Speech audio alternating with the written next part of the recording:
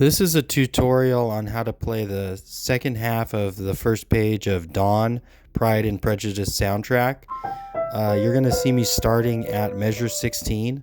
I want you to go ahead and flip the page. You go to measure 16 and copy all these fingerings down. I just went ahead and paused this video for a second. Copy all those fingerings down. I will also email the PDF. But we're going to start actually learning this because it's the end of the passage that we're trying to learn. Start by taking your left hand on a G below middle C and then play middle E and then C with a thumb, an octave higher than middle C. I will cycle this over a few times and you will see me practicing my left hand and getting used to stretching my thumb out and carrying this expanse over the keyboard. Once you have that down in the left hand, go ahead and finish the measure left hand alone.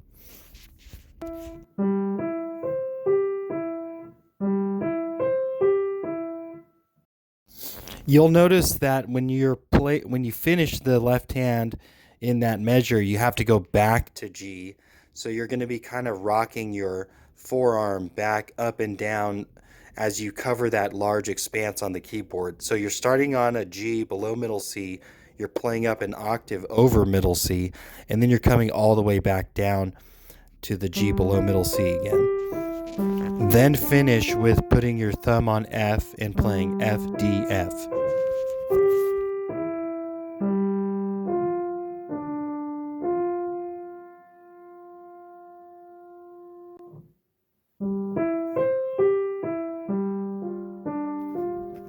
Now look at the score again. You notice that in measure 16, the right hand starts the passage. The left hand is resting on the downbeat. So what I do next is I just play my right hand thumb to kind of remind myself that this passage is started by the right hand, and then I play all of the left hand.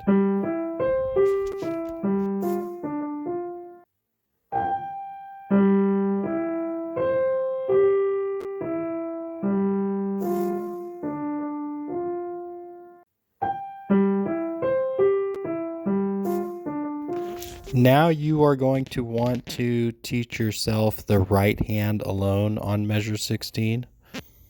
I will play this a few times.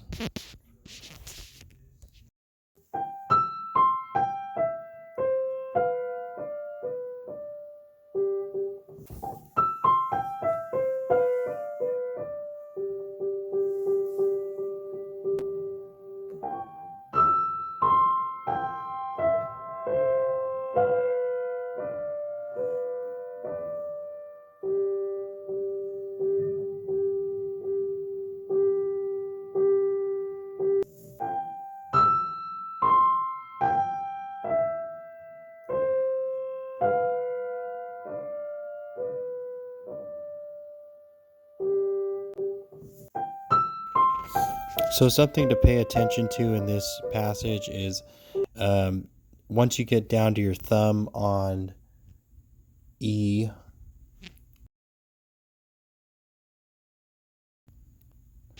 the 2 has to flip over the thumb and go down to C, and then that's going to shift your hand down. You're going to then play the chord with an F and a B, and then stay right over that chord, and your 3 should be on a D. 2 is going to go to the B, and then 3 back to D, and then 1 shift down to the G.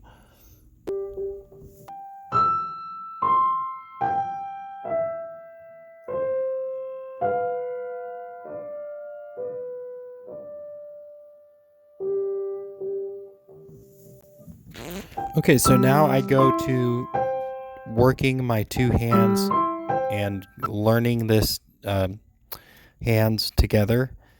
But honestly, I think you should have hands alone really, really smooth and almost like you could play it without looking before you try hands together. That being said, I'm going to show the best way to do hands together Basically, you play the first 3 notes that are actually together and just kind of cycle those over and over until they feel good.